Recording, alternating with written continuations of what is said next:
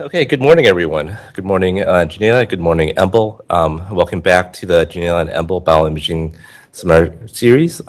We have the pleasure of Shwetadwip Chowdhury from UT Austin joining us. Shweta did his BS and PhD, I believe, at Duke, and then was NRSA postdoctoral fellow at Berkeley in mostly, I think, electrical and computer science, computer engineering department, sorry.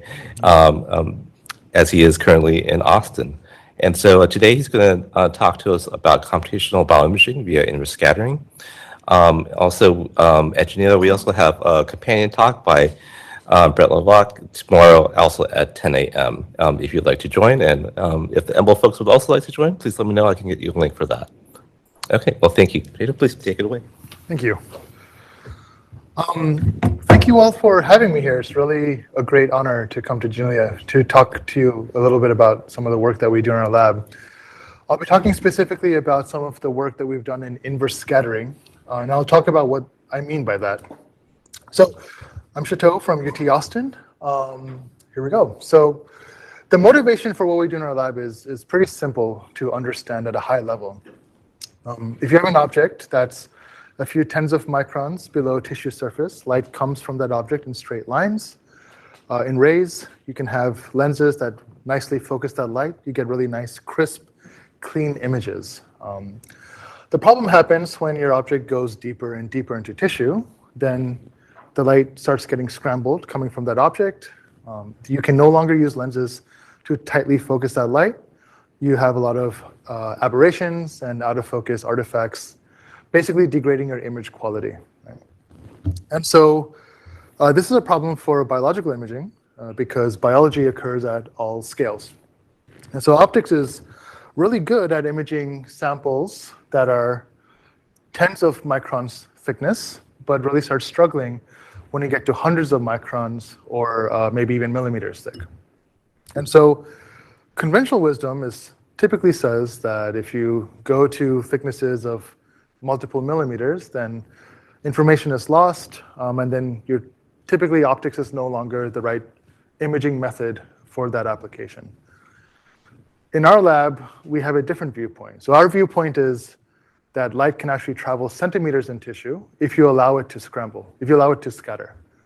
And so we don't look at it so much as an information loss problem, but as an information scrambling problem. And so this is the main motivation for most of the things that we do in our lab. Can we figure out how to unscramble the information that is encoded in the scattering measurement? If we can, then that gives us some ability to disentangle information about the sample that the light has passed through on our way to the camera. And if you can do this properly, the theoretical limit would be like centimeters, like at least a centimeter or so in depth. So this is a theoretical limit. We're nowhere near close to that, but that's kind of the long-term vision of where we want to go to.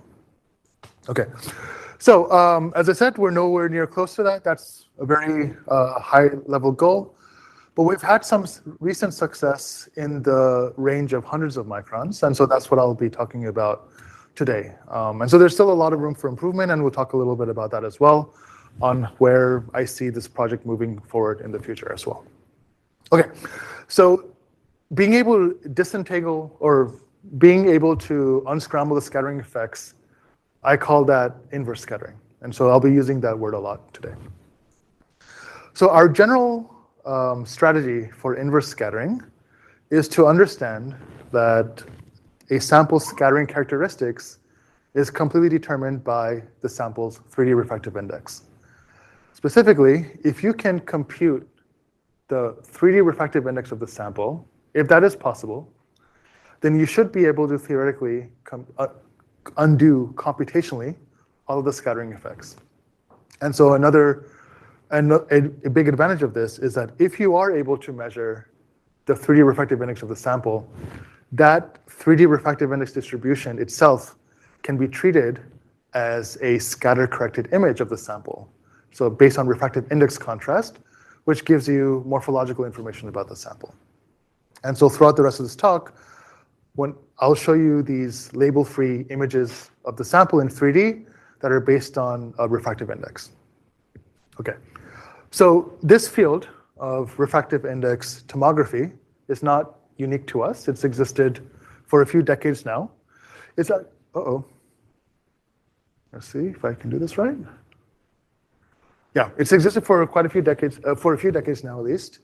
It's actually found a lot of success in applications where the sample is weak scattering. The reason for that is because when the sample is weak scattering, you can actually linearize the relationship between your sample scattering measurements and the sample's intrinsic refractive index distribution. That linear relationship is specifically due to the sample being weak scattering. And so once you can do that, then you can take scattering measurements and run it through a linear inverse problem, and then get some really nice refractive index distributions. So here's an example. Okay, so what I'm showing here is a bright field image of a monolayer distribution of cells, right? You can't really see much because the sample is weak scattering, and we're illuminating on axis, right?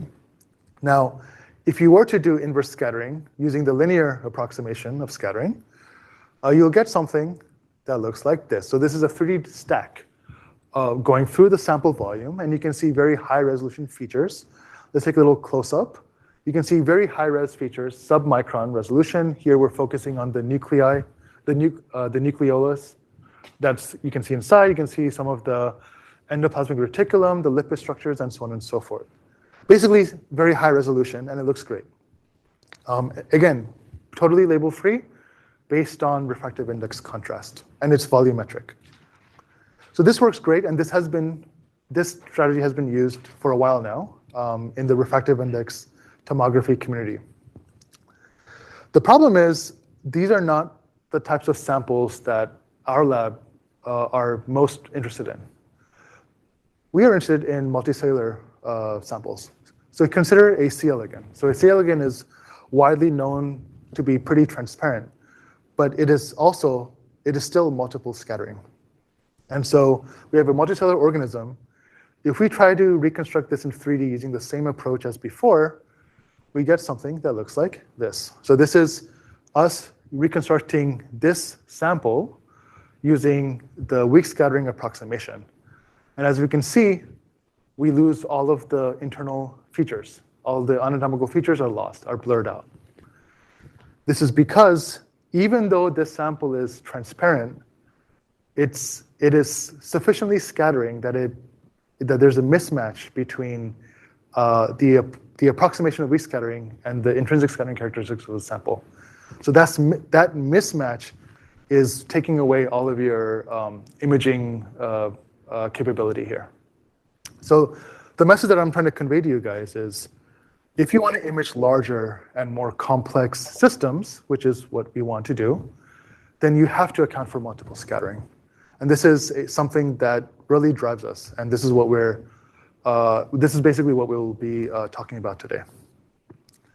Okay, so that said, this is also not unique to us. There are many groups around the world that have put forth scattering models, right? And so typically I categorize them into 3 categories up until now: layer by layer, decomposition, volume integrals, or machine learning. Everything that I'll be talking about today is based on extensions of some of our work in 2019 that we've made different developments on. So we call this the multi-slice method, and I'll talk about that as well. But to give you a quick idea of how my presentation is structured today, I'll give it the basics of multi-slice and the mathematics of it and how we use it and some recent promising results. But then I'll try to spend a lot of our time on next steps and challenges. I think a lot of our failure cases is what's very interesting, and it would be really interesting to see what your take would be on it as well. Okay, so let's start with just the basic project updates, right? So I'll first start by talking about multi-slice, giving you the mathematical formulation of this scattering model. So multi-slice essentially decomposes a 3D scattering event as a sequence of 2D layer by layer scattering occurrences, right? And the idea is you have a field that's coming in to some layer, it interacts with that layer, and then propagates to the next layer, and then repeats.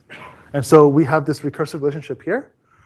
So we have the field field exiting some layer that gets propagated to the next layer, and then gets multiplied by the transmission function of the next layer, which is dependent on the refractive index of that layer. And it keeps on going until the field exits the sample. And so this field, actually let me use the mouse. This field here is what we measure, or what we're supposed to measure on an actual optical system. And so as you can see, if you know the refractive index at each layer of the sample, you should know how the field evolves as it passes through, right? So if you know the refractive index, you should know what the last field should be. You should know what your measured field should be. In practice, you want to do the opposite. You are measuring your last field, and you want to infer from that what your 3D refractive index is, right?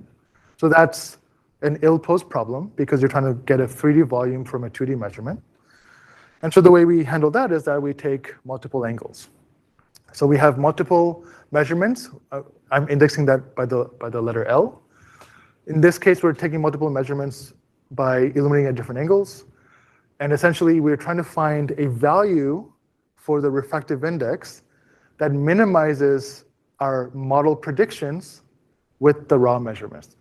And whichever value of refractive index minimizes this term, that is what we consider to be our solution, right? So that's an iterative process. Usually, because this is, even with multiple measurements, this is still an ill-posed problem. Solving this just as a L2 minimization is not the best way to do it. So we do another constraint where we use something called a total variation regularizer, which assumes that pixels near each other are close in value. So this is a constraint that we use to allow this minimization process to converge nicely. This is the one that we've seen works well for us. So this is what we use. So to give you a sense of how the experimental setup looks, we use some variation of this usually, where we have a scanning mirror that, as it tips and tilts, it results in a illumination beam hitting the sample at different angles. The sample under angular illumination gets imaged onto the camera. So it's a pretty simple system. Our raw measurements look like this. So these are actually our experimental raw measurements for a collection of C elegans embryos. So essentially, you can see as we hit the sample at different angles, these embryos are multiple scattering 3D structures. You can see this effect where this 3D effect where you basically see different views of the embryo giving you different information. So this is kind of showing you that the 3D information about the embryo is somehow being encoded into 2D measurements. So we collect a measurement like data set that looks like this. We run it through our inverse solver, and then hopefully we get a reconstruction that matches reality. So I'll show us a quick simulation on this. So consider a phantom, a digital phantom that looks like this. If you hit this sample at different angles, you'll get measurements that kind of look like this, right? So because it's digital phantom, we know what the correct refractive index values are. These are the refractive index values that we hard-coded into the phantom. And our goal is to recover these values, right? And so when we run that inverse solver, this is an iterative process, so we need an initial guess. Our initial guess is often just nothing. We just start with homogeneous values. And then as we start the inverse solver, we start seeing that each voxel within this 3D space starts slowly converging to the values that we know are true. So this is in simulation. So our goal is to see this apply in practice, right? So I'll show you that next. So let's go back to the C elegans that I showed before. So the C elegans reconstructed using the weak scattering approximation, remember, looks like this. This is the center slice from the volume. If we reconstruct the same sample using this multi-slice algorithm, you get something that looks like this. It's a complete world of difference, right? You can see all of the internal anatomical features with extremely high label-free contrast. Remember, it's label-free, no stains were used, purely based on refractive index contrast. It's volumetric and scatter corrected. And so you can see that just by using a different algorithm, remember the data is the same. We're not changing the data. The data is the same between the left and the right panels, right? It's only the algorithm that's different. But the algorithm makes all the difference here. So by accounting for scattering, you're able to get a completely different and superior reconstruction, right? So this is kind of the basics of a basic high-level overview of multi-slice. We're aggressively pushing this towards larger and thicker samples. So here's an example of an intestinal organoid. And you can see that we're getting, so this is like hundreds of microns in X, Y, and Z. We're getting subcellular resolution. We can see nucleoli and nuclear boundaries. I think the thickness here is around maybe like 160 to somewhere between 160 to 200 microns. So we're getting that sort of depth. We're also, oops, let me go back a little bit. We're also interested in embryos. So this is a zebrafish embryo. And we're focusing on the tail here. Again, we're getting subcellular resolution. You can see the nucleoli. We can see anatomical features such as notochord, hyperchord, muscle fibers, and so on and so forth. So this is exciting for our biological collaborators that work with specifically studying tissue morphogenesis in zebrafish. So that's kind of where we are now with these types of samples. Notably, both of these samples, all the samples I've shown you up until now are scattering but transparent. A beauty of refractive index is that our algorithm reconstructs refractive index as a mathematical quantity. So it really doesn't care if the refractive index is real valued or complex valued. And complex valued refractive index gives you absorption-based information. So we're not limited to just transparent samples. Here's an example of algae that is known to be absorbing, to transmit, like, chlorophyll transmits only green. If you look at this under bright field illumination, you can see absorption in areas where there's a lot of chlorophyll. And if we do our refractive index reconstruction, specifically in the case where we're allowing refractive index to be complex valued, then not only do we get the morphology that is traditional, we also get 3D absorption maps, right? And so this is something that we are really excited about to see if we can use this for hyperspectral imaging, specifically for getting absorption fingerprints of different compounds. So this is kind of our segue to some sort of molecular imaging. Still in the early works right now, but something that we're excited about. So anyway, so this is kind of the basics of the stuff that is that's working. And so I'll kind of go towards talk about some of the things that is kind of working, but could use, we could use further work, and so you'll see what I mean. So I want to talk about next steps and challenges, right? So what we eventually want to do, our long-term goal, is to image stuff like this, right? Where you have some sort of dynamic process that is really rich spatially and temporally, but you can't see it because of scattering. It occludes your view, but it's occurring at large scales. So a big application space in our lab is developmental processes, right? And so we want to be able to see things like that is occluded because of scattering but from conventional methods. So this is an image of a Drosophila developmental process image, I think, with DIC. So as you can see, a lot of this stuff is blurred out and you can't see it. So we want to be able to see all of that volumetrically in time. So this is a pretty hard process. We've broken this up into a few parallel directions that we're working on separately for now, and hopefully they come together at some point in the future and we combine them. But for now, we're treating them separately. The two major directions are how can we do inverse scattering from a data set that's collected with very high frame rates. And I'll give more context to that a little bit later. How can we collect information over extremely large fields of view? Because we want to image stuff like this over system-wide scales, ideally over the whole organism, right? So how can we achieve that? And then I'll talk about some of the failure cases. And I think this is actually really interesting to me. And so I'm going to spend I'm saving this for last, actually, because I want to spend some time on it. So I'll first talk about this right here. The motivation behind this is that, as I said, we collect many angles to be able to reconstruct the sample, right? And so up until now, we assume that the sample is static during that measurement sequence. To give you context, we collect hundreds of angles, sometimes between 300 to 500 angles, right? And we collect, because we have a steering mirror, we do it one by one. And so that measurement sequence can take like a few seconds, maybe up to like 9 to 10 seconds. So a big limitation for us right now is that we have to assume that our sample is static throughout that whole acquisition sequence. That's why everything that I've shown you up until now are based on static samples, right? So we haven't ventured into living dynamic samples yet, largely due to this limitation. So the question that we have is, can we speed up our acquisition rate? And so that requires developing different hardware. And I'll tell you our progress in that.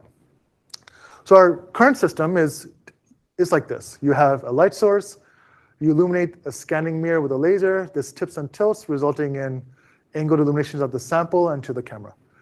So this scanning mirror is limited in a few aspects. It has inertial limitations, right? And more importantly to us, it can only illuminate the sample one angle at a time, right? So what we're thinking is there a way to illuminate the sample at multiple angles at a time?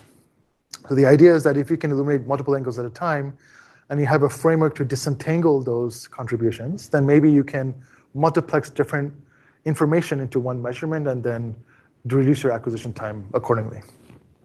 But you cannot do that if you're using a scanning mirror, right?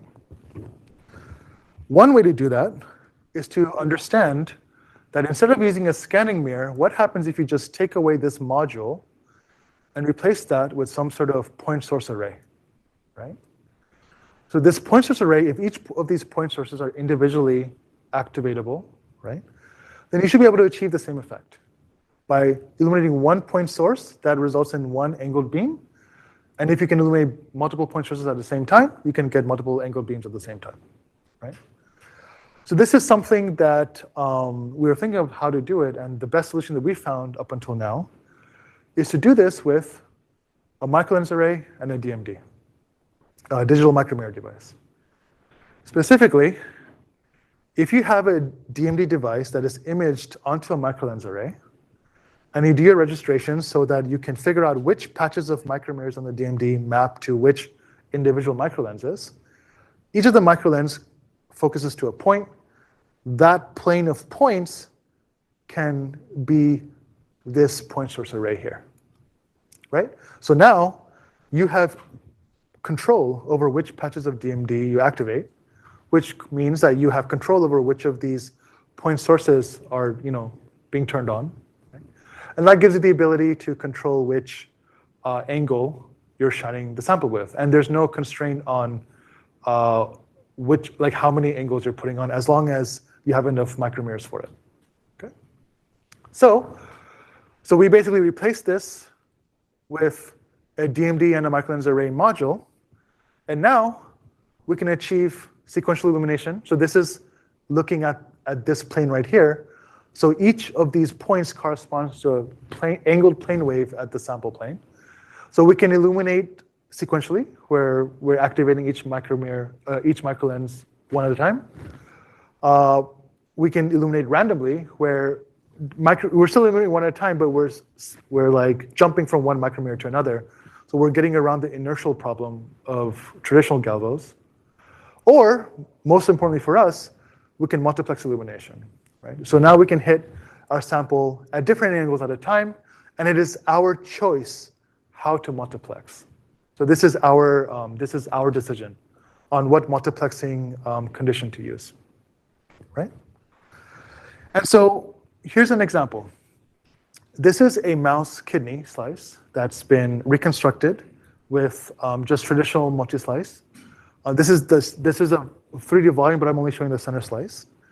This was reconstructed using all 241 angles illuminated sequentially. So it took 241 measurements to reconstruct this. If you take a close-up here, you can see like a little zoomed here, okay? Now, 241 measurements, this took us maybe like a second or two. because also DMDs are a lot pretty fast. But it took that many measurements. Right? Now, there's many ways to like multiplex these together. I won't go into the different combinations that we've tried, but we've actually found a lot of success by grouping close ones together. So we actually went from 241 to 30. So that's a factor 4 multiplexing.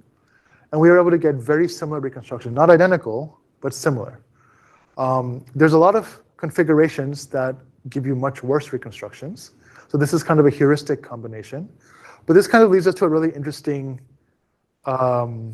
direction now, which is now that we have multiplexing capability, the question is no longer can we compress information into a single measurement, but how do we compress information into a measurement? Like what tricks do we use to do that? And so this is still an ongoing work. This is all heuristic, but we're actually trying to figure out, develop frameworks to optimally encode measurements into our information into our measurements. So that's still ongoing. But the question is no longer can we multiplex measurements, but how do we multiplex measurements? So we're able to decrease our acquisition time by whatever multiplexing factor we have. So in this case, we have 4x multiplexing. I think there's work that I'm not showing here that can go up to 8 times multiplexing. So that's a reduction of 8, almost an order of magnitude decrease in our total acquisition time. And so this is kind of where we are right now with this. We're trying to quantify how image quality degrades the higher the multiplexing factor is, but the preliminary results are pretty good, which is pretty promising to us, showing that it's not as bad as we would have thought given our first try at this. But this is pretty promising for us. This is our direction for reducing our acquisition time. Okay, so that's kind of all I'll say about this. Now I will talk a little bit about our efforts for very large fields of view. So remember, the motivation here is that we want to see things as close to system-wide scales as we can. The major issue for achieving that goal with our traditional system now is that we are using a lens to do our imaging. The problem with lenses is that they associate with trade-off between your resolution and your field of view, right? The larger field of view you want, the smaller your resolution is, and the higher resolution you want, the smaller your field of view is. It's a trade-off. It's a practical limitation in most lenses. So we don't want to sacrifice our resolution, but we also don't want to be limited by a small field of view, right? And so the solution that we're kind of working with is, can we use no lenses? Can we use a system where there are no lenses? And we basically put the camera, the sensor, right up against the sample. The idea here is that now your field of view is limited only by the size of the sensor, which is typically centimeter scale field of view. And our resolution, our raw resolution, is limited by the sensor pixel pitch. But because we're using angular illumination here, we can use tricks from pixel super resolution to kind of advance our resolution beyond the sensor size, beyond the sensor pixel size. Okay? So I'll talk a little bit about that as well. But essentially, a raw measurement data set from this type of system will look kind of like this. So this is a phase test target that we're illuminating at different angles, and this is kind of our raw measurements here. And what we really like about this is that the computational framework to get the phase information from this sample is actually very similar to the inverse problem that we had before. It's a different inverse problem.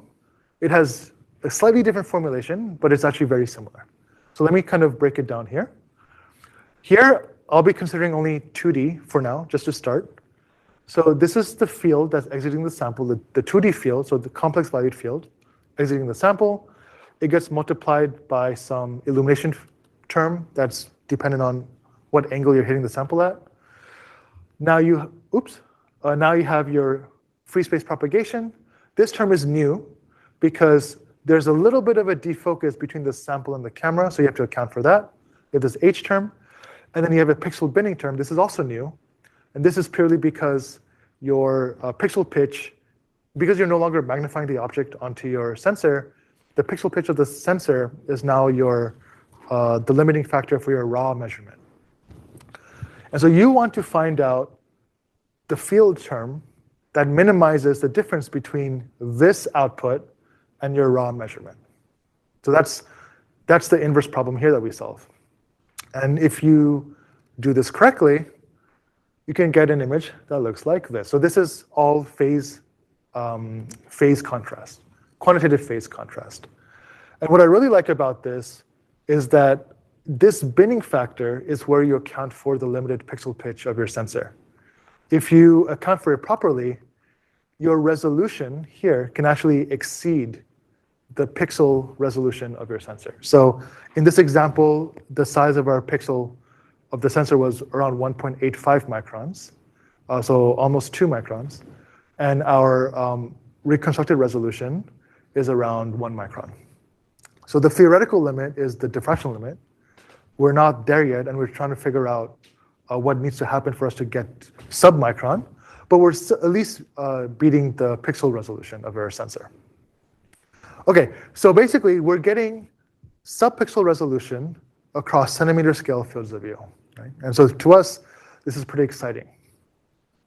For now, again, it's just 2D. The question now is, how do we achieve angular illumination? Something to note here is that initially we achieved angular illumination by using a lens, but the problem is a lens would similarly constrain our field of view and resolution trade-off on the illumination side.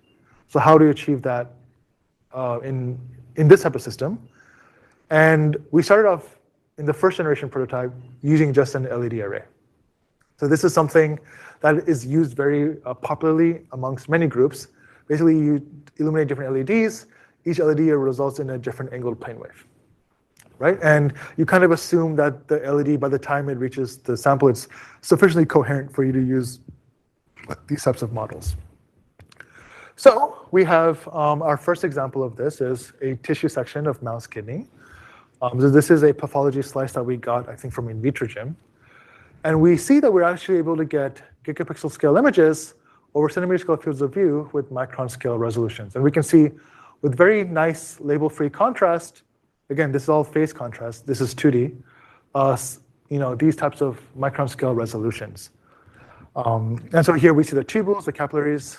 I think our pathologist collaborator is trying to use this for thicker sections at this point.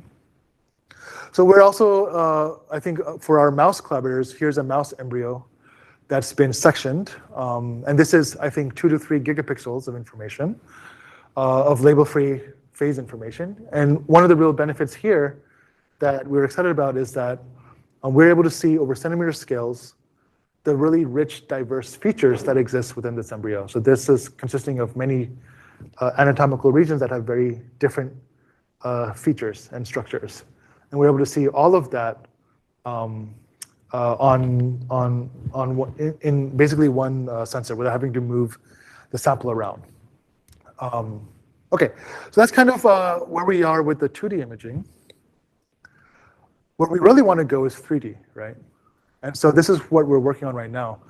But the really nice thing here is the 3D is actually very simple to implement. This X term right here, up until now, I've been considering that to be the 2D field exiting the sample, right? And we've been considering the sample to be 2 dimensions. But all that matters is that this field is the field that's exiting the sample. And so if the sample is 3 dimensions, this can simply be the output of multi-slice. So this is us bringing back multi-slice from before into this on-chip framework.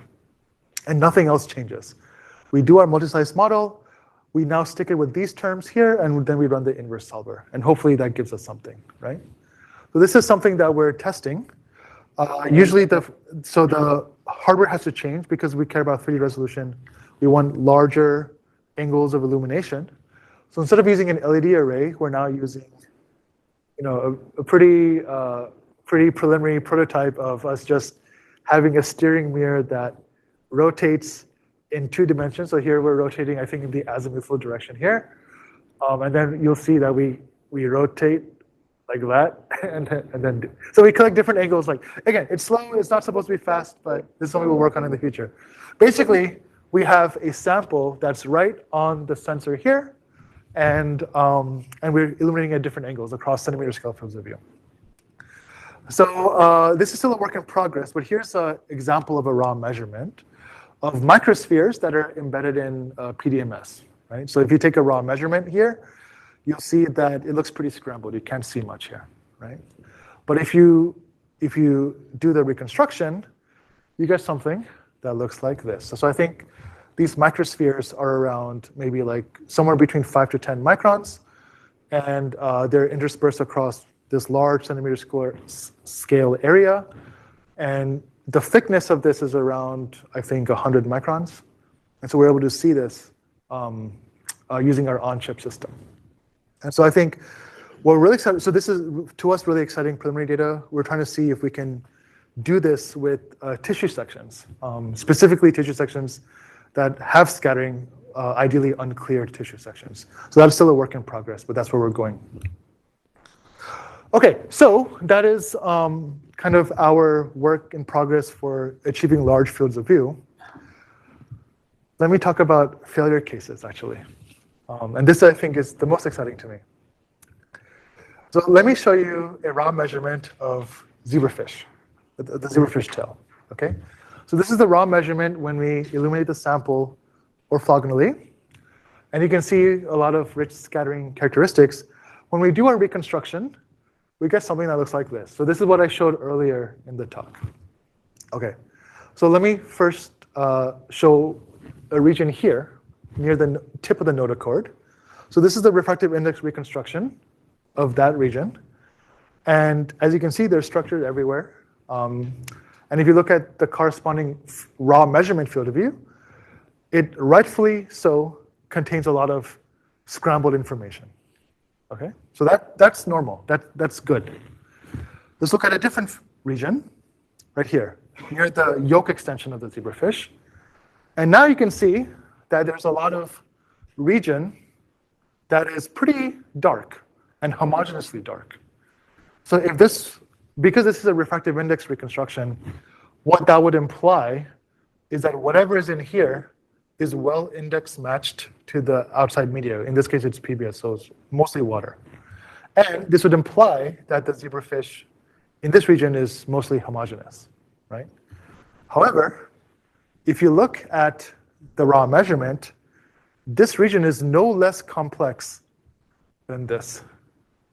So we consider this a failure case. So something is happening here that prevents faithful reconstruction here. So let me show another example, just to show that this is not limited to just this case. So we started imaging xenopus embryos, which are very well known to be very absorptive and very scattering. They're basically millimeter-sized soccer balls, right? So they're so absorptive that we had to actually go into near-infrared to go get through them. But so we did that. We imaged a 200 micron thick slice of xenopus tissue. A raw measurement looks like this. Okay. If you take a close-up, you can see that it looks pretty speckly here, right? We do a reconstruction, we get something that looks like this. This works great. You can see the really nice nuclear structure here within the cell body. Let me see if I can do it right. And then a lot of these little grains, these are yolk droplets that are known to make the xenopus embryo so highly scattering. This is well known in the community. So this is actually a great reconstruction, and our collaborator was happy with this. He was less happy with what came after this.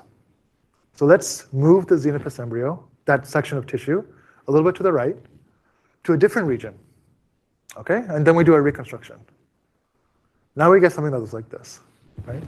And now we see that there seems to be some sort of imaginary line to the right of which it works well, the reconstruction works well, and to the left of which the reconstruction doesn't work. Once again, it seems like this would be homogeneous based on the refractive index reconstruction, but you know that can't be true because this is still really complex. And it's the difficulty here is that it's not clear. If you look at part A versus part B, if you just look at the raw measurements, visually they look very similar. It's not clear to us at first glance what would indicate from region A that this works, that this would reconstruct well, And what would indicate that region B would not work well, right? It's not clear at first glance. So we had to actually spend some time exploring this.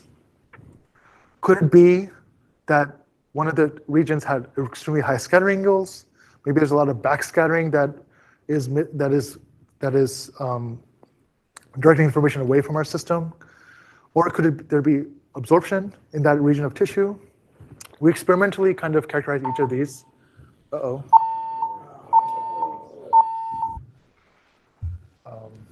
Shall I wait a little bit? Oh. Should I wait or? Please, no, go ahead. Go ahead. Okay. Okay, so. We lost nobody on Zoom, not one person. Oh, nice. Well, okay, so I'll try to. I'm not quite sure where I left off, but basically, based on the slides, we try high scattering angles, backscattering, and absorption. These are some of the possibilities that we thought could be the reason why we're getting no reconstruction here, but we get good reconstruction here. So we characterized for these possibilities, and we saw that they weren't the case. So we didn't see any difference. For example, for absorption, we didn't see any difference in the sample's absorption in this region compared to that. So we decided it wasn't that, and we were looking for other reasons it could be. And we settled on the reason that perhaps we just need more measurements. Perhaps whatever is happening in that region is sufficiently complex or sufficiently more complex compared to this region that we need more measurements in this region, right? And so we spent a lot of effort trying to figure out how can we quantify that, or how can we get an idea for how much more complex it is. The best way that I know to show that is to show you the actual raw measurements as a function of illumination angle. So what I'm going to show you here is that this is going to be a movie. This is a raw measurement, and I'm going to play the acquisition sequence. And I'll show you, remember, the imaginary line that divides the region that works versus doesn't work is this red line right here.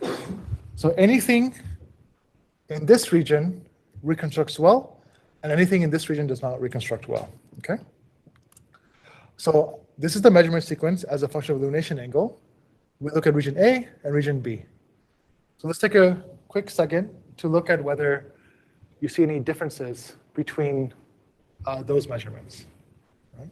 So let me actually start over again, just for clarity's sake.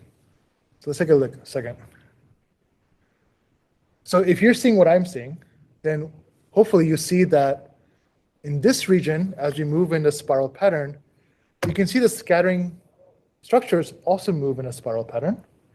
Versus if you look at it here, for region B, the spiral pattern is kind of there, but a lot less so than in region A, right? So essentially, as we hit the sample at different angles, there seems to be a lot more correlation in region A than region B. So this can be quantified, actually. So essentially what we do here, so region A is green, region B is yellow. This is plotting the correlation of each measurement angle with the 0th measurement angle. And you can see that region A maintains correlation over more measurements than region B. You can also plot it in a different metric, which we're more of a fan of. We call this measurement-to-measurement correlation. And what we see is that region A has a measurement-to-measurement correlation that's higher than the measurement-to-measurement correlation of region B. And this is fully empirical, but this is kind of showing us that there seems to be some sort of information that is being maintained between subsequent measurements, more so in region A than region B. So this is actually, in our view, a measurement of data redundancy. And what this is implying is that to properly reconstruct this region, you need some threshold of data redundancy between measurements.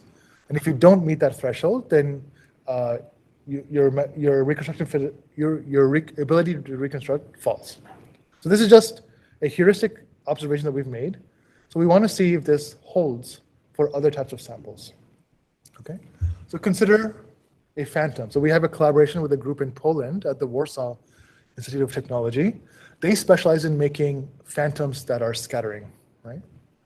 And so the ones that we're considering now are basically self-phantoms that are encased within like some sort of scattering cube, okay? And the scattering cube can be different sizes. And so, of course, the bigger the scattering cube, the more scattering the phantom is, right?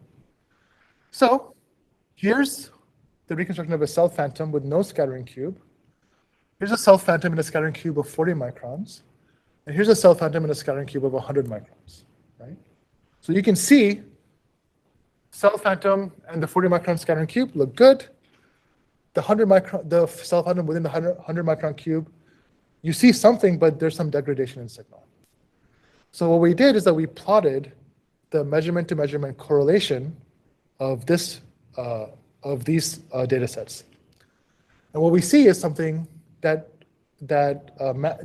seems to go well with our previous results. Our self-phantom by itself, which is weak scattering, has a measurement to measurement correlation of 0.75. The 40 micron cube is around 0.3. The 100 micron cube is around 0.13, right? So basically you see it go down as it should as the sample gets more scattering. So this is with the self-phantom here. Let's consider a C. elegans that's genetically modified. So a wild-type C. elegans is pretty transparent. This specific one is genetically modified to express a lot of lipids. It has a lot of applications for aging research. Here, we're imaging at 1.4 numerical aperture. We see that a lot of the features here are not clear compared to the one I showed earlier in the talk. When we do an analysis of the measurement to measurement correlation, we see that the raw measurement is super scrambled, and we get a measurement to measurement correlation of 0.1768, right? If we want to increase the correlation, because that's our hypothesis, if we increase it, we can get better reconstruction. We could collect more angles, but we're already collecting like 300 to 400 angles, so we don't want to do that. So what we actually did is instead of collecting more angles, we decided to actually optically filter the information. We put an iris in the Fourier plane, tuned it down. So we went from raw measurements that look like this to a raw measurement that looks like this. It's hard to tell from the screen, but this has less features. That's what the high resolution features. A lot of the high resolution features that decorrelate very quickly, we're cropping them out. So this should result in less resolution, but it increased the correlation to 0.21. And what we see, and this is very counterintuitive, is that when we take this data set and do a reconstruction, we get something that's like this, right? So this is very counterintuitive. We are intentionally decreasing our resolution optically, but because we are increasing our measurement to measurement correlation, we see that our reconstruction fidelity goes all the way up. To us, this is really exciting. If we decrease our resolution even more, we see that we don't get a better reconstruction. We actually start losing resolution now. Our measurement to measurement correlation is up, but now I think we're limited by the resolution limit rather than the correlation, right? And so this is kind of like a hint that reconstruction fidelity really relies on data redundancy here. So to give you a sense, so here's a mutant C. elegans. This is a reconstruction of the C. elegans that I showed in the previous slide. Compared to wild type, you can see a lot of these like really high density lipid structures here. We are actually using this type of method to do like whole worm reconstruction, where you can actually see the geometric positioning of all of the lipid droplets. Oh no, let's see. Let me see if I can, there's something wrong here. Apologies. This sometimes happens. Where we can see the geometric positioning of all the lipid droplets in relation to the anatomical features. So because this is expressing a high density of lipid concentration, this has much higher much stronger scattering characteristics than traditional wild-type mutants. And it was only through being able to intentionally crop the numerical aperture to increase the measurement to measurement correlation that we can see, be able to visualize the whole C. elegans. So this was something that was exciting to us when we had it. We started looking at everything. We tried to summarize everything. So remember, with the Xenopus embryo, we had measurement to measurement correlation of 0.34 and 0.05 at different regions. 0.34 worked, that was a success. 0.05 failed. We had the phantoms, right? 0.75 and 0.30 corresponding to these two worked. 0.13 corresponding to this kind of work. We call that degraded but not completely fail. We also have now the CL again, right? So we have 0.27 up the far left or far right, 0.21, those work well. And then 0.17, again, we classify that as degraded. So this is kind of a table that we're slowly building up. I'm only showing you 3 examples here, but the idea is the same. We do this with xenopus, different types of C. elegans, different types of organoids, different types of zebrafish, so on and so forth. And we start seeing this kind of like very heuristic demarcation of measurement to measurement correlations that seem to work if you maintain some threshold, give a threshold that gives you degraded performance, and then a threshold that just does not allow it to reconstruct well. This is purely empirical, but this kind of gives us like this hypothesis that kind of gives us some idea of like how many angles do we need? Because this is, I think, a very natural question. How many angles do you need to be able to reconstruct the sample? And there is some version of that answer is here. The answer that we suspect is that you need enough density of angles to achieve some minimum threshold of measurement to measurement correlation. Again, this is all speculation right now. But this is something that's a little bit troublesome. The reason it's troublesome is because it's not scalable. The bigger your sample gets, the more complex it gets. To maintain that minimum threshold, you need more and more, like a increasingly high density of samples, of measurements, right? This is a problem because we're already taking hundreds of measurements. For one of our larger samples, we had to take 3,000 measurements to maintain our 0.2 measurement to measurement correlation. So that explodes your data requirements as your sample gets larger, so that's a problem. This is something that we're working on, but we have an idea that may work on this. I want to quickly talk about that. So if you remember, our inverse solver takes a form that looks like this, where we have a minimization term.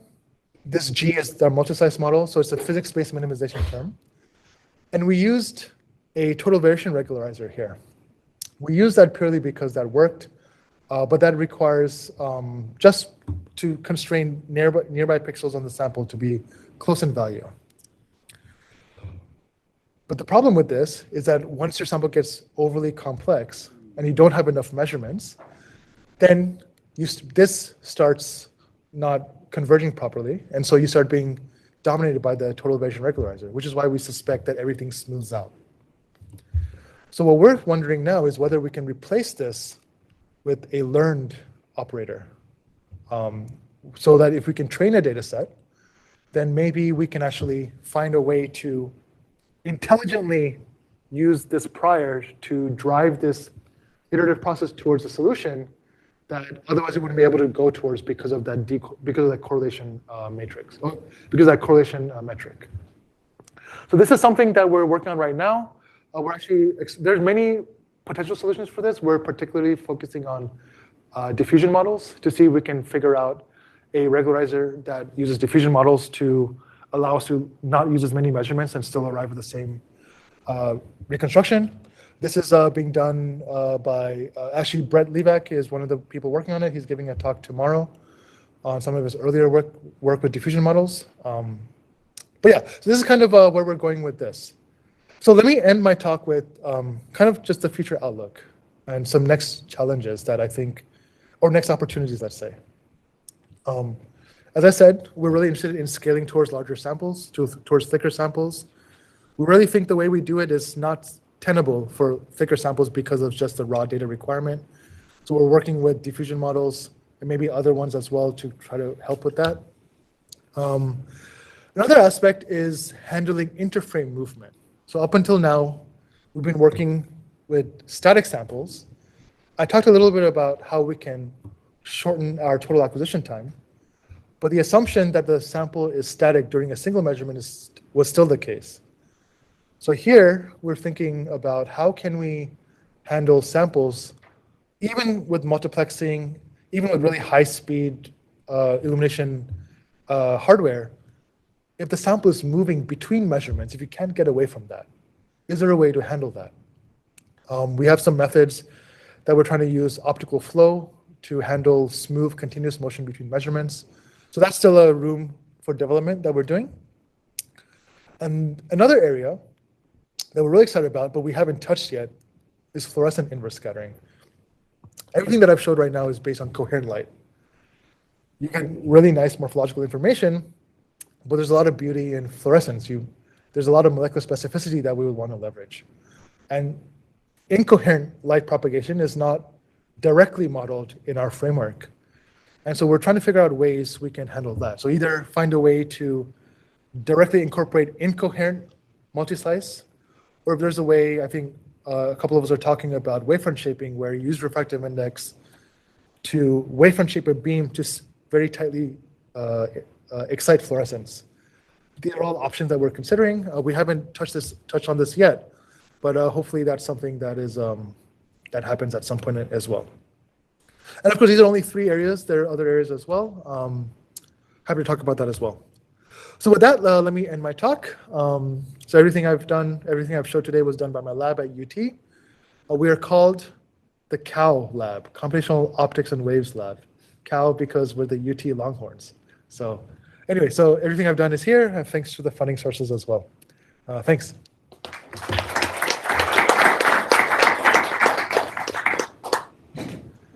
Happy to take questions, yeah. Any questions? Thanks. That was a really great talk. If I was wondering if you've plotted the measurement-to-measurement correlation for the Xenopus across that boundary line, and whether the transition is smooth or sharp at that line. You mean the line in space? Thanks. Okay. So we haven't done something as comprehensive as that. We basically just took a patch in the yoke region and a patch elsewhere. And actually, it matched that table. So the patch in the yoke region was like in the region of that table where we would expect it to either be degraded or fail. So we would see that. And we've actually done a few samples like that, and we've seen a similar pattern. That's why I'm saying it's an empirical observation. Sorry, but good to know. But in Xenopus, you had that red line in space, and you showed the 2 ROIs on either side. Okay. Oh, Xenopus. Sorry. I was wondering if you've plotted it sort of more granularly across that, and whether the transition at that line. I see. No, we have not yet. We have not done that yet. Thanks. Robert has a question on Zoom. Okay. Yeah, hi, Shweta. Fantastic work as always. Thanks a lot for presenting. I have 2 questions, if I may. So one is sort of following up a little bit up on this table that you showed, right? That you're building up on this, correlation. Can you somehow directly relate this to, attenuation or scattering properties of tissue? I think that would be highly useful to have sort of, in a way, a lookup table. If I have this type of tissue with this sort of optical properties, and what is the best NA and number of angles and so forth to use? Yeah, that's a great question. So we have not done that yet, but that I think would be a very natural direction that we would want to push towards. I think that's a great idea. We just haven't. I think we're trying to aggregate enough samples to make a statistical table that has some sort of statistical power. But yeah, we haven't done that yet, but that's where we'd want to go to. Yeah, great. Thanks. And if I can ask a second quick question. So I was wondering, I think at one point, we've been discussing, like how does the geometry of the sort of the illumination and detection maybe provide more useful information? I mean, everything you showed today, I think, was sort of trans illumination, basically, right? Yeah. And so if you would vary Yes. the camera and detector, sort of, can you get more useful information of the sample? Because we know that, scattering, the distribution Right. there, So my viewpoint on that is, I presume you're asking this specifically due to light sheet configurations, right? That's the extreme case, but you could also think about sort of varying the angle and thus somehow learn more about the scattering distribution in a way, right? From Well, if you gradually vary the angle, then how is that different from just me probing different regions of Fourier space? Would that be the same? Yeah, I'm not sure. What I'm trying to think is, like we know how scattering, the strength of scattering depends, on the distribution, the angular distribution. And so if Right. you're 90 degree versus 0 degrees, you would get Yeah. get different scattering To effect, me, yeah, to me, I feel like that would mean if you vary the detection angle, to me that corresponds to probing different regions of the object's Fourier space. And if you just change it on one side, then to me you're probing asymmetrically in Fourier space. Now, if you're moving the objective around, then I think that you're spanning a larger region in Fourier space, so that might be good. But we haven't studied that at closer depth beyond what I just said, I guess. But that's my intuition for that. Okay, cool. Since we had the fire alarm, I give the Zoom people preference here. Reto, you have a question, right? You want to ask it? Yeah, that was a great talk and also wonderful results. If I'm not mistaken, instruments like TomoCube and NanoLife, they use the Born approximation and just map the measured electromagnetic field on like Ewald spheres, or at least shells of the Ewald sphere. I'm just surprised how well your layer by layer solver works. I just wonder if you have compared that reconstruction scheme to yours and how they compare, because strikingly when you do the Ewald spheres, you still end up with quite a large missing cone that somehow has to be filled with like a big evolution algorithm, and you stay clear of that, or? Yeah, so that's a really good question. Let me first say we have not done a direct comparison to NanoLive or TomoCube, specifically, mainly because we don't own one. We don't own either of them. We have a collaborator who does own a NanoLive, and I do think he told us that our reconstruction was superior just because of this Born versus multiple scattering difference. TomoCube, we haven't tried it. I think the newest generation of TomoCube is more advanced because they use partially coherent light sources, so they have some coherence gating advantages there. And they're getting really beautiful images of organoids as well. We just haven't done a side-by-side comparison. But to your point about the Ewald sphere, I think that's a really interesting point. The concept of filling out Fourier space by stacking Ewald spheres on top of each other, I think that concept applies in the case of weak scattering, because then it's a linear process, and the concept of transfer function makes sense in that situation. In our regime, we are not restricting ourselves to just weak scattering, so the process is no longer linear. So I don't think we have I don't think the concept of a transfer function is applicable in our situation. What we do see empirically is that our axial resolution is still does not match our lateral resolution. So some version of the missing cone is still at play. I don't think we would call it that because it's not a linear process, but we do still have anisotropic resolution. Okay, for the sake of time, yeah, that's great. We'll not Thank you. follow up with more questions. So great talk. Two questions. One is the time scale of different things. Like, what is the computation time? You can't work real time. You can't. We cannot. We definitely cannot reconstruct real time. So we have it takes hours to days. Yeah. Okay. Depending on how large the sample is. Right. So the other question is wavelength. You mentioned spectral imaging, or just there's information buried in wavelength dependent index refraction, right? For sure. And so you might need kind of a large spectrum, but it's white light, so you could filter that out. Yeah. And ask the question, how does that respond? Yeah. So we haven't done that. We haven't done that purely because our laser is monochromatic. But we have a supercontinuum source that we're planning on doing the hyperspectral imaging with, purely because of that reason, actually. I think one caveat here is that as you said, there might be spectral dependencies on the refractive index, and it's not clear to us whether there are good priors for that. Because if we treat refractive index at each wavelength as independent of every other refractive index, then it's not really helping our inverse problem. And we haven't really explored what type of dependencies we should leverage. But that's something that I think we'll have to explore once we get to there. Thanks for the talk. I have a question about the correlation, somewhat related to the previous ones. Could you go back like 2 slides? Yeah, there. So in this measurement, so you select the region of interest in Xenophus from like larger field of view. Which are you talking about, Xenophus or Xenophus? Xenophus, okay, yes. Yeah. And then in the C. elegans case, you measure the whole field of view? Yeah, so that's a good question. So Xenopus, let me go back. So Xenopus, there was a very obvious line where it worked and it didn't work. Right. C. elegans, there was no obvious line. C. elegans, either fully worked or it fully did not work. So, so for us, we just picked a region in C. elegans.